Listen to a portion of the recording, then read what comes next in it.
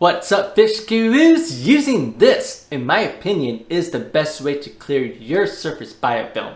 Coming right up. Are you listening? Damn. So, how do I turn this into this? Do I use this? Nope, never opened it. This? Nah, takes too much space. This? Garbage. This? Come on, it's just too ugly in the tank. Or how about this? You can connect this to your canister filter or a closed loop system.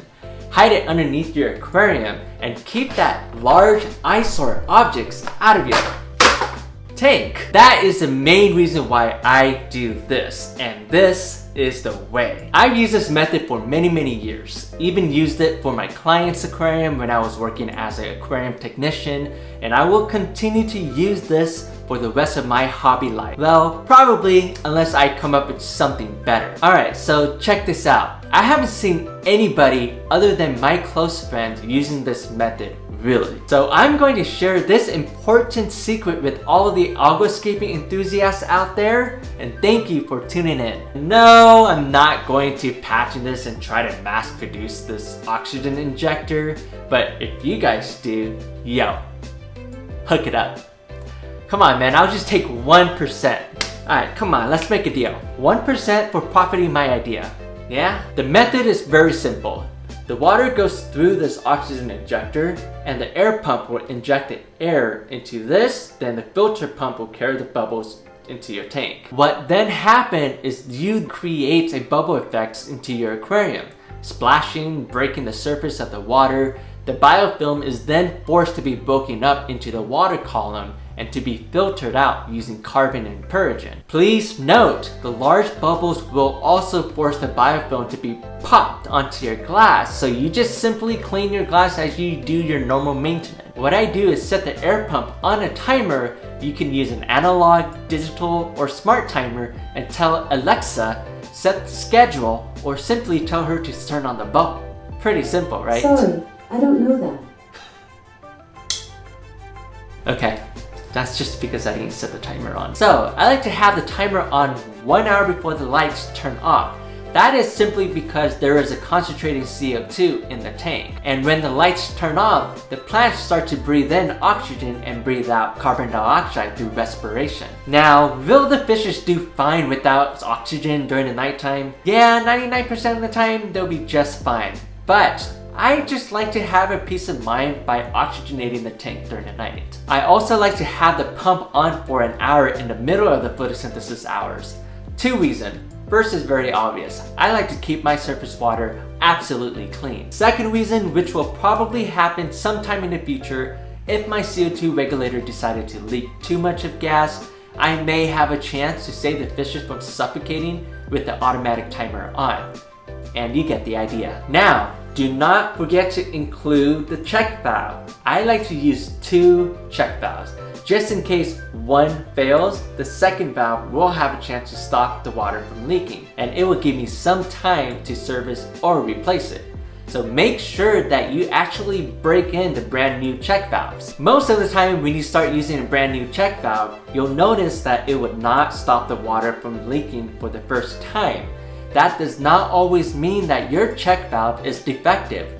You simply need to allow the water to leak into, say, a bucket or a cup, then pump the air back into your aquarium. Your check valve should then work properly as it did for mine. There are many different ways to build this oxygen injector. You can do it right, you can do it super ghetto, design it however way it works for you.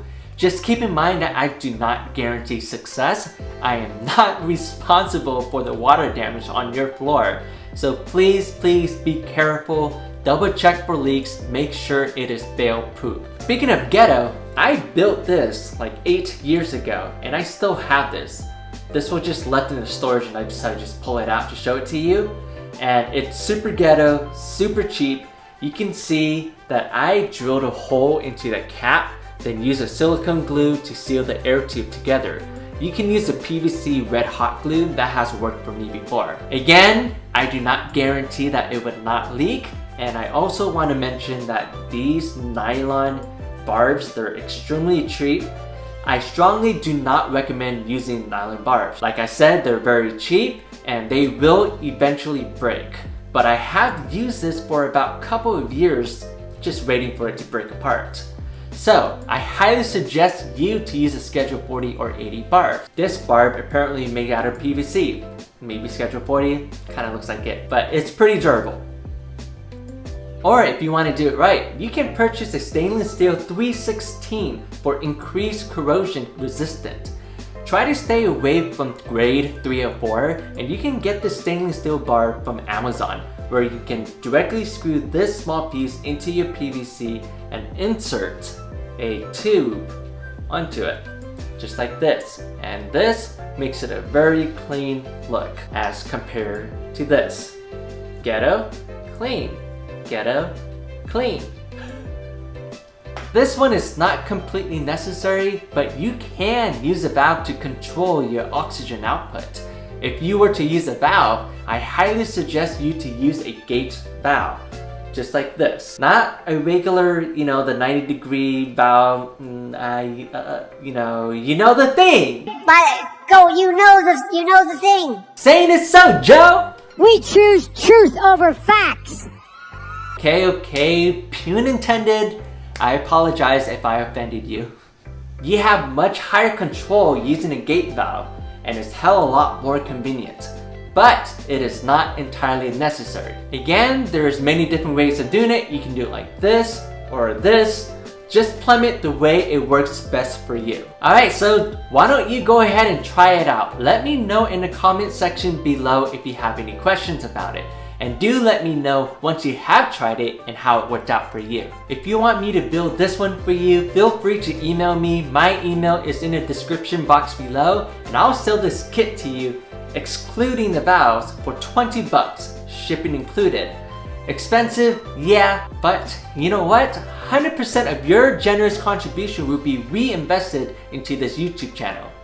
It's a good cause. If you like this video, please give this video a thumbs up. If you haven't already, please subscribe to the BioHouse channel for more of the planted tank and reef aquarium content. Remember, fish gurus, keep on aquascaping.